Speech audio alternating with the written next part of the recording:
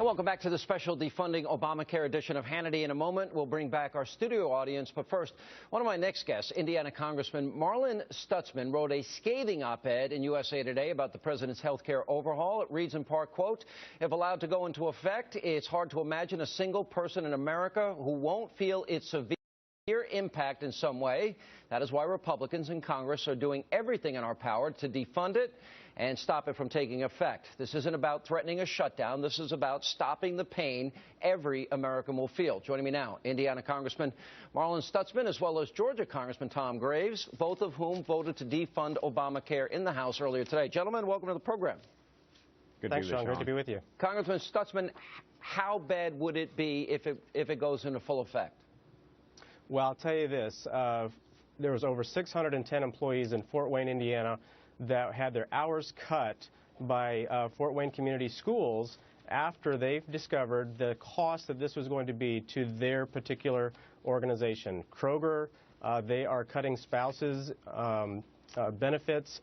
This is only causing more chaos and confusion. As I've talked to mothers who had their autistic children were kicked off of insurance programs. This is just the tip of the iceberg, Sean. It's only going to get worse. Yeah. What do you think, Congressman Graves? You've been active and involved in this from the very beginning. And will the House hold the line? I know a lot of conservatives are wondering, because last week the leadership tried to use a parliamentary maneuver that would have funded Obamacare, even though it said defund. So a lot of conservatives are nervous.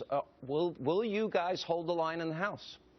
Well, first, Sean, let me just say happy birthday to my wonderful wife, and sweetie, I'll be home soon. I think today was a very powerful vote. Happy birthday, honey. Yeah. I think she'd prefer a watch, but anyway, go ahead. Yeah, I've got a few tricks up my sleeve there, but I think today was just a wonderful day for America. It's a day that the House stood firm and sent a very bold statement that we've been listening to the American people and that we don't want to shut the government down, but we do want to protect our constituents from the harmful effects of Obamacare. But really, the next step is in the Senate. And that's where all the focus needs to turn right now, because there are some senators in the Democratic Party who are going to make some of the probably the most important vote in their political career is going to come up next week. And you can look at North Carolina, Louisiana, West Virginia, Arkansas, Alaska. Those senators are going to have to look their constituents in the eye and let them know, are they going to get away from the clutch of Harry Reid? Or are they going to vote for their constituents and protect them from the harmful effects of this law? What is your sense, though? Are the Republicans in the Senate united? Look, I know that Rand Paul is, and I know that Ted Cruz and Mike Lee and Marco Rubio are. And I know they've got about, I think they got about 15 that actually signed Mike Lee's proposed legislation. What about the others?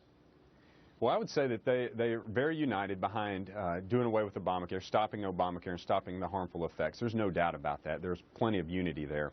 And so as we move into next week, I hope that they stand very strong. And they have to be hearing the same reports we're hearing from our constituents and seeing the same concern and fear and hurt in the eyes of their constituents. So I suspect that they will listen very closely to their states and to the folks that they serve. Well, but we'll see. Congressman Stutzman, let's assume that Harry Reid does what he's threatening to do and they send it back to the House and then we have a showdown. Do you sense that House leadership in particular and that the House members, Republicans, that voted today, 230, will stand strong? Well, first of all, Sean, I would say this was a huge victory for the American people today. And the House stood up with the American people and is defunding Obamacare because we know of the consequences. It's the a next victory step if is the Senate. It's not a victory. It's a half victory because unless you guys stand and take it to the end, it's not going to be a victory. That's right, and that's why we have to wait to see what happens in the Senate. You know, all of the different procedural tricks that the Senate can play, who knows how this plays out? And so we're going to have to wait and see. I agree with Congressman Graves that there's some senators over there who are up for re-election this next election who have not had to vote on Obamacare in one way or another, and this is when it really matters, Sean. This vote really matters, and I think that when we put the heat on the Democrats in the Senate, we may find a surprising outcome. I think I have a strong message from conservatives. Hold the line. Hold the line. Don't break. You know, this is why you guys were elected. This is a moment of truth, I think. This is a tipping point. So, guys, good to see you. Absolutely. Thanks for having us, Sean. Thank you. All right, up next, the numbers don't lie.